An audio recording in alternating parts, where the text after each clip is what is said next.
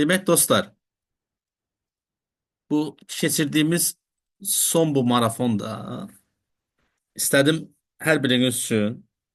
Onsuz da biz bir çox şeylərə toxunmuşuq. Bizim öz sınaq toplumumuzdan kifayət qədər sınaqlar işləmişik. Sadəcə olaraq ən əsas nədir? Bu arada qeyd edeyim, bu imtahanlarda neçə imtahandır ki, artıq bəlkə də bir neçə ildir. Bir neçə ildir hətta. Maksimum səviyyədə, yəni 30 məntiq tələbələr tərəfindən yazılmır. Və həqiqətən biraz məntiqi necə çətin olduğunu göstərir. Heç bu həmişə Azərbaycan dili fənnindən 15 yazmaq mümkün olub, qanundan 40 yazmaq mümkün olub. Bu son keçirilən imtahanda informatikadan da maksimum nəticə olub. Lakin son bir neçə ildir ki, məntiq fənnindən demək olar ki, 30-da 30 məntiq yoxdur. Bu da imtahanların necə çətin bir səviyyədə olduğunu və çətin səviyyə olmaqla da yanaşı vaxt azlığını göstərir. Ümumiyyətlə bugünkü məqsədimiz imtahanda 30-da 30 yazmaq yox, həm də 30-da 30 yazmaq biraz şans işidir. Sözün əsl mənasında. Bizim də indiyənə qədər bir neçə tələbəmiz 30-da 30 yazıb.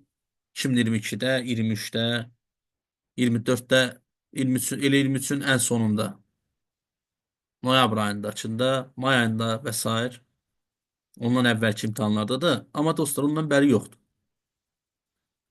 Mən istərdim burada bu sınaqların üzərində imtahanda vaxt bölgüsünə diqqət eləmək üçün və digər nə edə biləcəyim onlar deyim. Ümumilikdə 30 sualdır. Siz artıq bilirsiniz.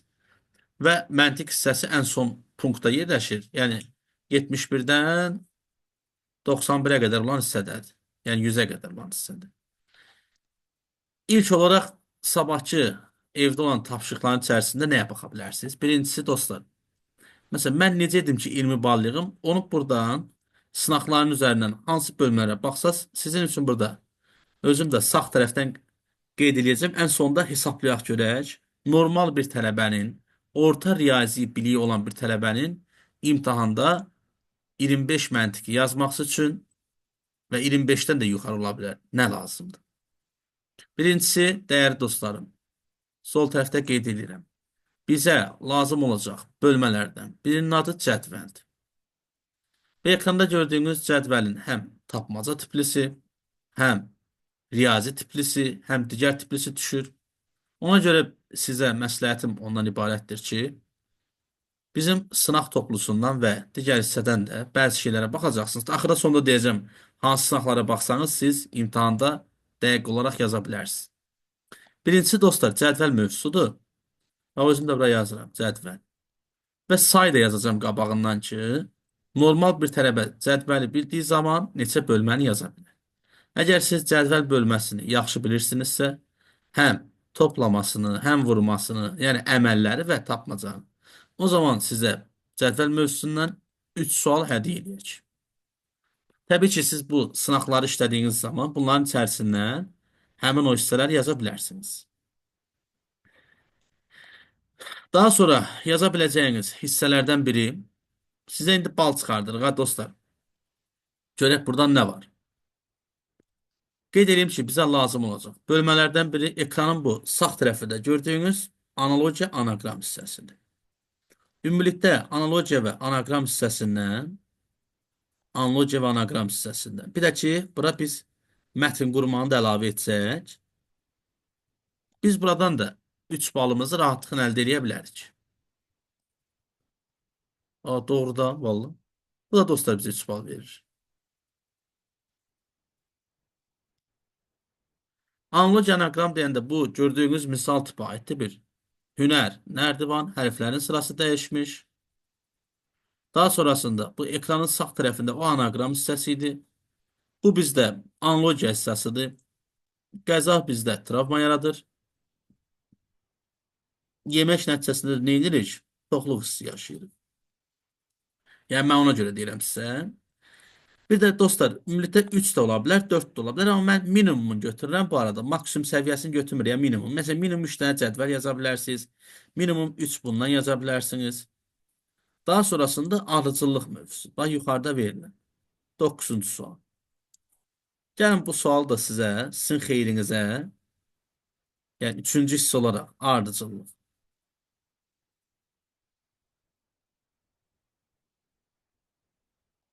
Bu da sizə imtahanda olanda bunu da 2 bal kimi qeyd edə bilərsiniz. Təbii ki, söhbət hələ ki qapalı suallardan gedir. Deyə bilərsiniz, niyə müəllim ardıcıllıq 2 bal kimi? Biri dostlar, bu ardıcıllıqdan düşəndə standart formada. Biri isə və yuxarıda gördüyünüz analoji ardıcıllıq formasında bizim qəbullarda rastımıza çıxa bilir. Hə, cədvəllərdən 4 sual, burada belə bir sual var cədvəllərdən. Dostlar, cədvəllərin sual sayını tam olaraq heç kim deyə bilməz. Bu arada mən burada yazdığım şeylərin hamısı ehtimaldır. Tam olaraq deyil. Sadəcə olaraq necə 25 bal siz rahatlıqla toplaya bilərsiniz imtahanda, onu sizə göstərmək istəyirəm. Yəni fikirləşməyin də mən burada nə edə bilərəm. Və biri də bu ardıcıllıqdır. Necə ay müəllim? 2 ilə 5. Və rəqəmləri cəmi 7, 6, 5, 4. Təzədən yenə 7, 6, 5. Neçə gəlməli? 4. İndi 3 dənə bölmənin önəminə baxın. Artıq biz buradan əgər 8, əgər bu bölmələri yaxşı bilsək, bax bu 3 dənə bölməni. Artıq bizim 8 balımız var. Daha sonrasında, daha sonrasında bizə lazım olan bölmələrdən biri, bax bu ekranda gördüyünüz 11-ci sualdır ki, bunun adı rebus. Biz buna fiqur, ədəd əlaqələri deyirik. Fiqur və ədəd. Bu mövzu ilə də bağlı. Siz qəbulda əgər verilənlər düzdür, biraz tam dəqiq deyil, belə deyim. Bununla bağlı bizdə qəbulda 2 və 3 arası sual düşür. 2 və 3 arası. Bu dəyişə bilən bir situasiyadır. Bu ekranın sağ tərəfində gördüyünüz. Hələ mən sizə dostlar qəbul suallarını tam olaraq göstərməyim. Sadəcə sual tiplərindən tanış edirəm ki, özünüz görmüş olasınız ki, siz neçə bal toplaya bilərsiniz. Baxın, neçə bal almış ola bilər. Mən bunu minimum olaraq sizin üçün yenə 2 götürürəm. İkisini də yaza bilərsiniz. Bu arada, əgər vaxtında verilən tapşırıqları etmisinizsə, digər müəllimlərin sizin üçün etdiyi, göstərdiyi sual tiplərinə də baxmısınızsa, mən sizə əmr edə bilərəm ki, siz bu rebusun ikisini də rahatlıqla yaza bilərsiniz. Bax, görürsünüz, fikir verin ekranın sol və sağ tərəfində. Bizə qəbullarda düşərkən, sonra sahə və perimetrlə bağlı demək olar ki, hər imtahan artıq suala rastlaşırıq. Düzdür, bundan sonraki imtahanlarda olub-olmayacaq demək deyil. Sahə perimetrlə bağlı biz qəbulda bir dənə sual görürük. Və yaxud da ki, heç görməyə də bilər. Ya bu arada qeyd edeyim. Ona görə bu bir və sual yazıram. Yəni bu sizin artıq özünüzə qalmış bir şeydir. Və görürsünüz buna bir sual qoyuram. Düz də yaza bilərsən, yanlışdır. Bax artıq 30 sualın biri sual işarəsi altındadır. Fikir verin, bayaqdan baxırıq burada. Sonra oyunlardan. Oyun olan hissədən. Mən özüm analiz edirəm. Məsələn, bir sınağın üzərində sizin üçün analiz edirəm ki, siz nədən nə yaza bilərsiniz? Bax, oyun hissəsi. Oyunlar demək olar ki, son qəbullarda bizə. İndi Kakura artıq bizim doğmamız olub. Doğma bir misalımız olub. Siz oyunlardan artıq 5-ci punkt, bu 6-cı punkt. İmtahanda bir ya da 2 dənə sual tipinə rastlaşa bilərsiniz. Və qeyd edeyim ki, artıq oyun tipləri tələbələr üçün ən sadə versiyadır. Kaş elə bu düşsün deyil. Buna da dostlar minimum götürüm. Yəni məsələn 1 yazın bura. Buna da bir plus qoyun. Məncə siz oyunları telefonunuza yükləyib oynamısınızsa və oyun hissələrinə baxmısınızsa, bu sizin üçün rahatlıqla edə biləcəyiniz şeylərdir. Daha sonrasında var bizdə bax bu ekranda gördüyünüz sağ tərəfdəki mətin tipli suallar. Mətin. Mən istərdim qeyd edim. Ümumilikdə bizə qəbulda olarkən mətin tipli suallarla bağlı dövlət qulluğunda. Magistrda bu sual sayı dəyişə bilər. 5 və 8-lərə qədər gedib çıxa bilər. Bir mətnin içərisində bir neçə punkt verə bilər bizə. Amma verilən dövlət qulluğu, gömrük, miqrasiya imtahanlarında əsasən və ən çox tərcih edilən sual tipləri bir sual, bir cavabdır. Yəni bir dənə sual versin, içərisindən bir dənə cavab istəsin. Son imtahanların ortalamasına görə bizə qəbulda düşən mətn tipli suallar əsasən, dəyərli dostlarım, 2 və 3 arası sual olur. Mən də istəyirəm bunu sizin bunun qabağına 2 yazım. Amma bunun sizin, bunu dediyim kimi sizin xeyrinizə 1 bal kimi götürək. Niyə 1 bal kimi götürək? Bəzən elə bir mətn olur ki, böyük əksəriyyətiniz onu yaza bilmirsiniz. Amma sizin xeyrinizə nə dedim? Zəif biraz tələbələr üçün. Amma yüksək tələbələr üçün biraz bir neçə imtahan təcrübəsi olan, ən azından az-çox məlumatı olan tələbələr üçün bunu biz 2 bal kimi qiymətləndirək. İstər-istəməz baxın, artıq biz 7 dənə bölmə ilə bağlı məlumat vermişik. Bunlarda siz fikir verin, 3, 3, 10. Artıq bir 7 bölməni biləndə sənin üçün artıq 14 dənə sualın hazırdır. Doğrudan mən onda, deməli mən bilirəm bunları. Belə də az çox. Sonra dəyərli dostlarım, cədvəllə bağlı danışdıq, hesab əməlləri. Bax, hesab əməlləri ilə bağlı hesab 8-ci punkt olaraq yazıram. Hesab əməlləri. Hesab əməlləri ilə bağlı bizə qəbulda rastımıza son imtahanlarda analiz etdiyimiz qədərilə 2 sual düşür. Və bir də qeyd edirəm. Bu verdiyim izahlar, bu dediyim saylar hamısı bir neçə dəfə imtahan təcrübəsi olan, indiyə qədər bir neçə dəfə imtahandan sertifikat almış, başqa-başqa imtahanlarda olmuş dostlarımız üçün əsasən və bir də bir çıxılı riyaziyyat olan. Burada da dəyərli dostlar, hesab əməllərini bilsəniz, 2 dənə sualımız var. Riyaziyyatı bildim, 2 sual sənindir. Bax, fikir verin, görün, dediyim ki, bax, bu bölmələrin hamısını yəqin hər birinizə artıq tanışdır. Bunun əksəriyyətiniz evdə olarkən işləmişsiniz testlərin. Bəziləriniz videolara baxıb öyrənmişsiniz. Bəziləriniz heç bunu magistr vaxtından xatırlayır. Bəzilərimiz riyaziyyat dərsindən bilirik. Sonra bizdə fiqurlarla bağlı hissə var. İstəyirəm fiqurlarla bağlı olan hissədən qeyd edeyim sizə. Fiqurlarla bağlı olan hissədən mən bura kubu əlavə etmirəm hələ ki. Fiqurlarla bağlı olan hissədə siz ən azından qəbulda, bax burada göstərirəm, fikir verin, sayacağım dostlar bir-bir. Görün neçə dənə fiqur düşür. 20, 1, daha doğrusu 1, 2, belə yuxarıda var. 3, fiqurun saymasını da deyim. 3, 4, 5, 6, 7, 8, 9, 9 dənə sual var. Fikir verin, adi bir dənə məsələn, bizim tərtib etdiyimiz sınaqdır. İçərisində 9 dənə sual var. O 9 sualın sizin xeyrinizə yaxşı, belə götürək. Bax, bayaqki misalların çətinlik səviyyəsini gördünüz siz aşağıdan. Bilirsiniz, solda bucağın fırlanması var. Sağda bu 68, 28 xanadan ibarət olan hissə var. İndi buradakı hamısı, indi belə bir şey deyim də, sizə desəm ki, bunların hamısı eyni qəbulda düşüb, belə bir tipdə. Ona görə də ölkənin ən çətin imtahanı iyun ayının imtahanı idi. İyun ayının. Yeganə ölkədə bircə nəfər biabır sertifikat almışdı. Bircə nəfər. O da bizim əziz dostumuz İbrahim idi. Düz onun da məntiqdən nəticəsi o qədər də özünə görə ürək açan deyildi, amma 102 balla yeganə şəxs idi və ona yaxın olan, ən yaxın olan şəxs belə 97 yığmışdı, yoxsa 98.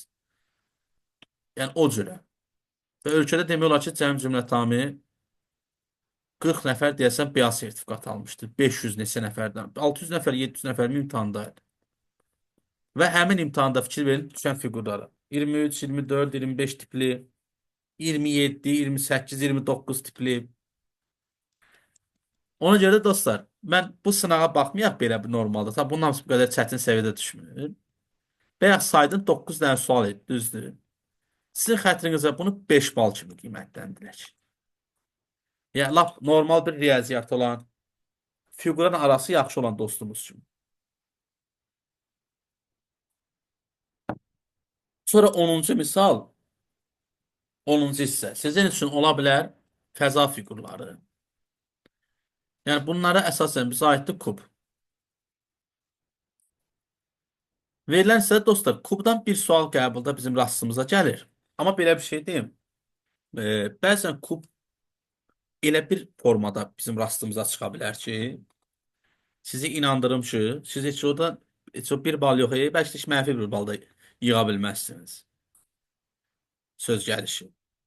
Siz onu bilirsiniz söhbət hansı kubdan gedir. Keçən səfər sizlərə göstərmişdik ehtimal nəzəriyyəsi kimi. Kubun düşmə ehtimalı nəzəriyyəsini tapın. Bunu oturun bu hissədən bir-bir yazın.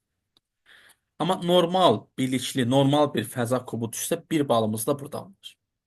Bax indi bu 10 dənə bölmədən indi fiqur olan, bax sizə tanış olmayan nəsə var. Məncə siz özünüz öz vicdanınız qarşısında götürüb desəz, mən həqiqətən cədvəli bilirəm. Analogiyadır bu, anaqramdır və bir də ki, mətn təhlilidir. Bunu da bilirəm. 3 bal. Ardıcıllığı da bilirsən, fiqur ədəd əlaqəsini də bilirsən, rebuslar. Və bir də ən sevdiyim mövzu. Bax, müftə bir bal adlandırardım mən bunu tərəz. Deyəsən biz burada 30 baldan yuxarı yığacağıq axırda. Ən sonda elə bir şey olacaq. Tərəzidə nə dostlar? Neçə baldır? Bir bal. Müftə bir bal. Hələ mən bura sizin adını bildiyiniz, amma bayaqdan heç xatırlamadığınız mövzular var. Onları yazmamışam. Bilirsiniz onlar nədir? Aşkar və qeyri-aşkar. Bax, deyib, bax, burada bizim dostlarımız var da yazır. Hamının ən böyük arzusudur. Aşkar və qeyri-aşkar. Dostlar, biz aşkar və 12-ci hissə kimi yazıram. Aşkar və qeyri-aşkar operatorlardan da qəbulda.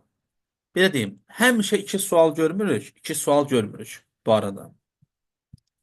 Amma biz qəbulda olarkən bununla bağlı bir sual da görə bilərik, iki də, bəzən üç. İki dənə aşkar, bir dənə qeyri-aşkar, bəzən iki dənəsi də qeyri-aşkar ki. Ona görə burada iki yazıb. Qabağına plus qoyuram. Niyə plus qoyuram? Məncə, bütün tələbələrin ən çox sevdiyi əslində aşkardır. Amma bəzən çətin testləri düşür ha. Kökaltı ilə, faizlə falan. Sonra 13-cü bölmə. Bax, indiyə qədər, bura qədər məsələn, dediyim kimi, özünüz analiz etsəniz, siz bu mövzuların heç birisi ilə bağlı bir probleminiz olmur. Bəlkə də bir dənə probleminiz olsa, olur fəza kubla. Ən çox tələbələrin şey etdiyi, problem elədiyi şey kubdur. Bura qədər. 13-cü misal, yəni 13-cü bir bölmə kimi desəm, məsələ tipləri. Məsələ tiplərindən bizə qəbulda indi bir neçə sual tipi düşə bilir. O sual düşə tiplər nədir? Bunun dostlar, faizi var, yaşı var. Sürət məsələsini çoxdan da görmürük. Elə çox sağ olsunlar ki, onu elə bir nevi bizə unutturublar. Axırıncı səfər 2022-ci ildə düşüb B növ üzrə imtahana. 2023-cü ilin martında isə A növ üzrə keçirilən imtahan. Ondan bəri biz sürət məsələsi ilə rastlaşmamışıq. Əslində heç o məntiq də deyil bu arada. O bildiyimiz məsələdir. Riyaziyyat. Məsələ tiplərindən də bizə bax son imtahanlar, yaşlara rastlaşırıq. Sahə perimetr. Orada qeyd eləmişəm onu xüsusi olaraq. Deyib burada. Bir yazıb qabağına sual qoymuşum. Bu son keçirilən imtahanları analiz etdiyimiz zaman və qəbula düşən sual tiplərini özümüz üçün götür qoy eləsək, mən deyərdim ki, məsələdən bizə qəbulda iki dənə sual düşür və bunu sual işarəsi olaraq qeyd edirəm. Yəni, siz artıq burada o məsələni edib etməmək sizin öz arzunuza. Əslində gəlin bunu dostlar 3 eləyək, 2 də yox, ha 3 eləyək. Niyə 3 edək? Bu imtahan yaş məsələsi, saat məsələsi, faiz məsələsi və hər üçü də öz əksini tapıb qəbullarda. İndi ən sonda o saat məsələsini də burada sizə göstərəcəm. Demək olar ki, hər kəs onun həllini axtarır. Mən də fikirləşdim ki, e, hələ ki onun həllini deməyim. Deməyim deyəndə daha doğrusu sizləri şəkil formasında atmışam. Bir çox uşaqlardan müxtəlif yanaşmalar eşitdim. Fərqli-fərqli. Amma sizə bir dənə çıxılıb belə bir tüyo verə bilərəm. Dən sonra deyəcəm necə edə bilərsiniz. Hı.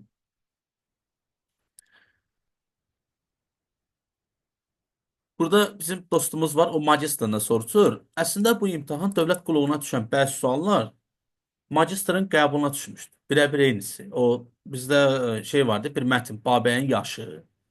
Onu salmışlar dövlət qulluğuna, sonra saldılar magistra. Yəni analiz eləsəz, əslində bu dediklərimin hamısını, indi bu sualı verən dostum Fəriddir.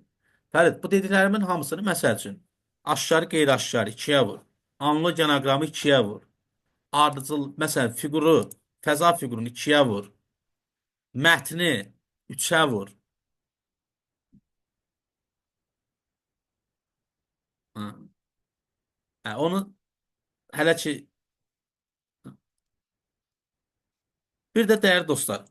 İndi mən bura qədər yazmışam məsələn. Bura qədər bax indi istərsiniz. Buradan bir 10 dənə sual buradan çıxır. 1, 1, 2. Məsələn 1, 2, 2, 5, 10. 12 bal buradan çıxır. 2 bal da aşkar qeyri-aşkardan deyir. Biz başqa heç nə deyirik. Bax 24 dənəsini yaza bilərsiniz. Əgər orta səviyyə riyaziyyatınız varsa. Baxın heç mən məsələləri nəzərə almadım. Sahə perimetri nəzərə almadım. Hələ bir neçə dənə başqa bölmə də var. Onları nəzərə almadım. Bəs yaxşı. İmtahanda yüksək nəticə göstərmək üçün bu dediyim bölmələri tutalım bilmirəm. Bəs son olaraq nə dedim?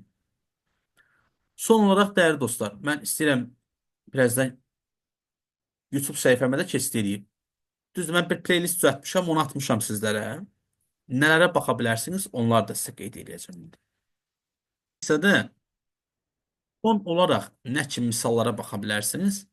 İstəyirəm bax onu mən YouTube kanalım üzərindən də sizlərə göstərim ki, baxmış olasınız. Onlardan biri nədir? Bu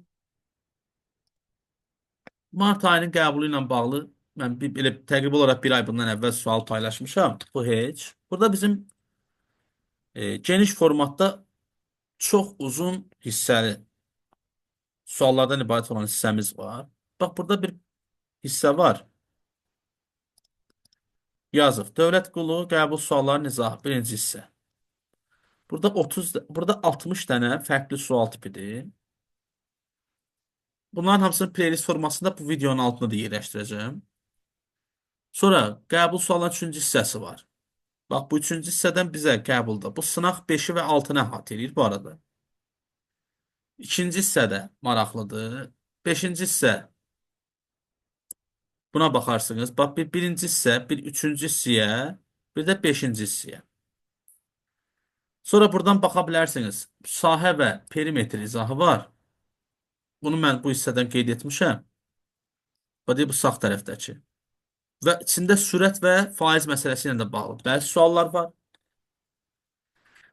Sonra bax burada bayaq dostlarımızdan biri dediyi müəllim, bəs riyaziyyat zəif olanları neynəsin? Riyaziyyat zəif olanlar bax imtahanda necə 20 plus bal yığmaq olar, o videonu izləyə bilər.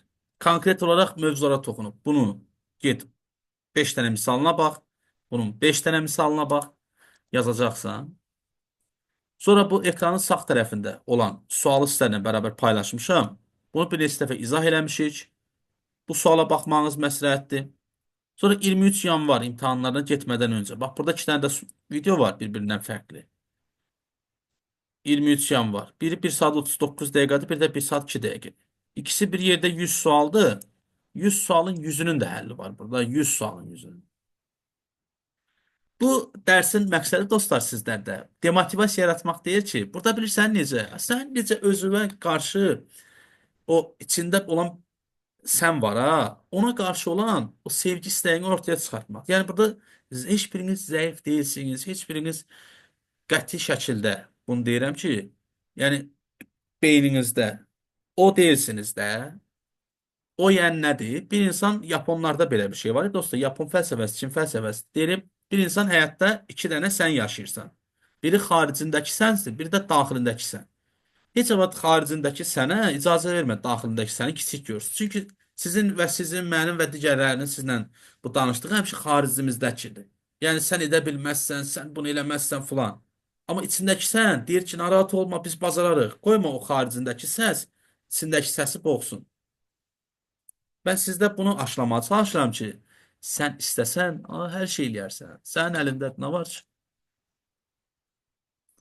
Qoymayın o xaricinizdəki səs dostlar sizi heç vaxt etki eləsin.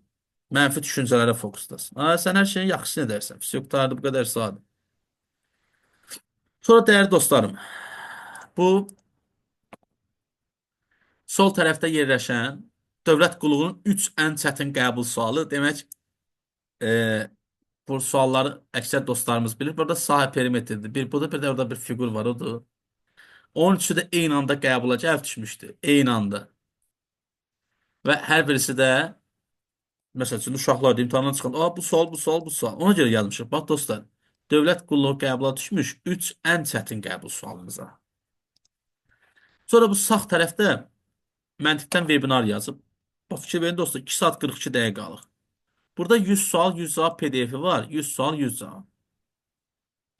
Düzdür, mən onu bizim öz tələbələrimizə də göndərmişəm. Bundan əvvəl də dəfələrlə yollamışam. Amma kimlərdəsə əgər o PDF yoxdursa da, mənə yaza bilər. Ekrana bura nömrəni yazıram. Ola bilər də buradan bizim köhnə tələbələrdən olar, bu videoya baxanlar olar. Yaza bilər, dəyərli dostlar. Biz o PDF-i sizə göndərərik. Sizlər də baxarsınız. 100 sualdır içərisində. Müxtəlif formada. İnanıram ki, siz də ona baxıb faydalanarsınız. Bir də, dəyərli dostlar, aşağı sizə getdikcə bunların hamısını bir playlist şəklinə salmışam. Bir də məntiqdən ən çətin qəbula düşmüş suallar var. Bu faiz məsələsidir. Düz 3 dəfə qəbula düşüb. 3 dəfə. Ona da mütləq baxın. Sınıq xəttlərlə bağlı. Bax, dövlət qulluğu, magistr, vergi. Bax, bu qəbulların hamısının yaraşığıdır. Bax, bu sual. Sınıq xətt. Sonra buradan başqa bir webinarımız var. Bir 11 avqust sualları qəbuluna baxa bilərsiniz. Bax, bu da demək olar ki, ən əsas qəbullardan biridir mənə görə. İçərisində çox çətin suallar var, çox çətin. Bir də dostlar, bu sağ tərəfdəki də mənim əziz dostum Anar müəllimdir. Biz burada onunla bərabər avqust ayında çıxandan sonra qəbul suallarını izah edirik. Həqiqətən özü üçün orada biraz ilk dəfə olaraq onda akvarium məsələsi düşmüşdü. Ekranın sağ tərəfində gördüyünüz. Biz onu aylar öncə imtahandan qabaq demişdik. Həmişə də marafon edirdik ki, bunlara baxarsınız. Həmin misal burada da var. 7 ay əvvəl. Həmin o akvarium məsələsi.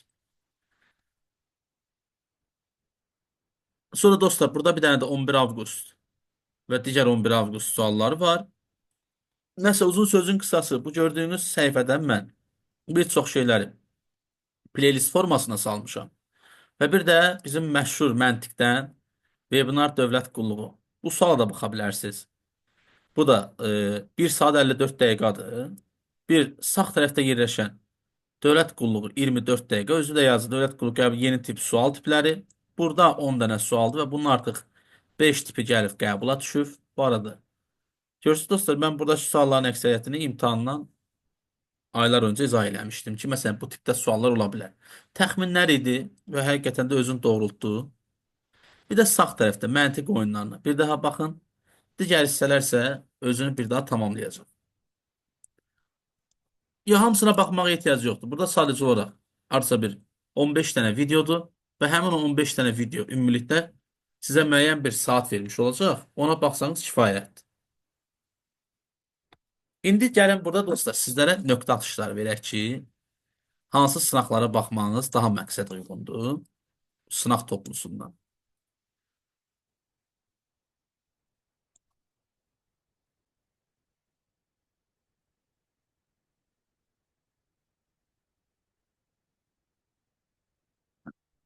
Baxarsınız dostlar sınaq 5-ə. Burada sağ tərəfdə olduqca qeyd edirəm özüm üçün. Sınaq 5 kitabdan olan. Sonra sınaq 6 bir daha.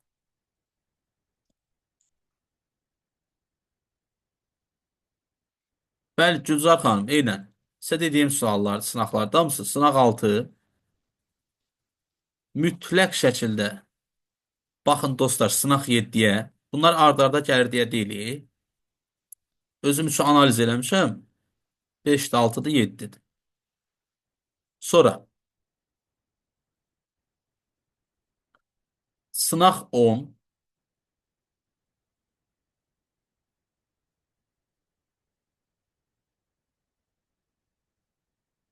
bu sınaqlara baxdığınız zaman qeyd edeyim ki, sizlər, dəyərli dostlarım, nə lazım, son dərəcə nə lazımdırsa. Sonra mən buradan baxıram, indi hal-hazırda neçə baxmalı olduğumuz. Sınaq 13,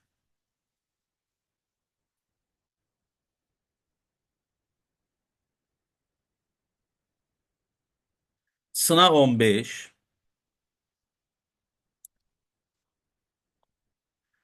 Sınaq 25. Şərt deyil dostlar, siz bu sınaqdakı bütün sualların hamısı oturub bir də eləyəsiniz. Yox, məqsəd o deyil. Məqsəd odur ki, burada bir 2 3 4 5 6 7 7 dənə sınaqdır. Biri də var. Onu da deyim. Ondan sonra tamamilə biri sizdən əl çəkirəm. Ha. Qoy bura 2 dənə də sınaq əlavə eləyək. Onlar da Allahın işidir. Gələrsən sənə xoş gələr. Sınaq 17 və bir də sınaq 20.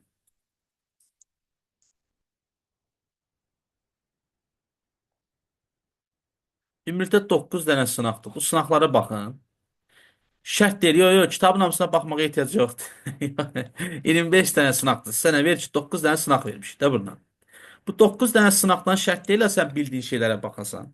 Sənə qəribə nə gəlirsə, sənə nə qəribə görsənirsə, bax onlara bax. Məsələn, qəribə gələn, bax 20-ci sınaqda, məsələn, soldakı birinci sual. Sənə qəribə gəlir. Çünki sən bu sual tipini görməmsən ha. Görmüsən bu sınaqda. Hə. Sınaq 17 və bir də 20. Buradakılar hamısını yazmışam dostlar.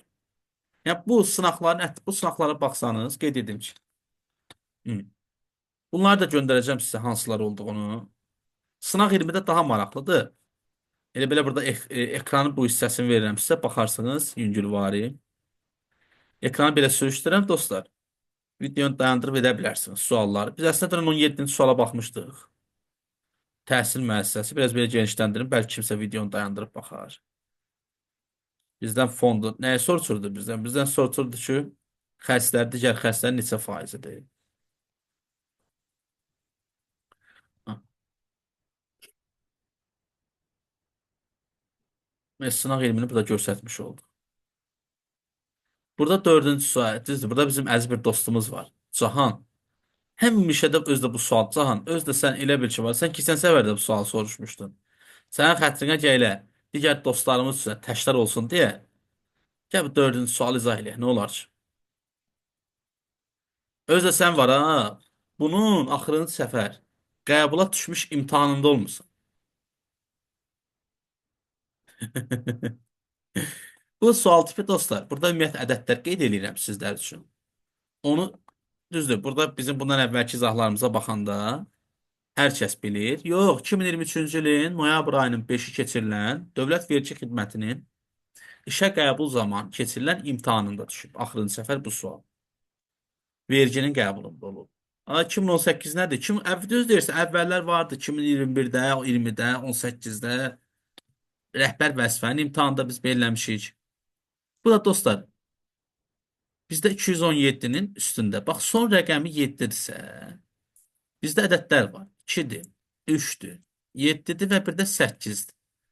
Bu ədədlərin qüvvəti neçə olursa olsun, yəni qüvvət dostlar yuxarı tərəf. Həmin qüvvəti bölürsən 4-ə, qalıqda əgər 1, 2, 3 qalırsa, aparıb yazsan həmin ədədin üstünə. Yəni 123-ü son ədədə baxıram. 2 ilə 1 maraqlıdır. Böləcəm 4-ə, 30 dəfə, qalıqda qalır 3.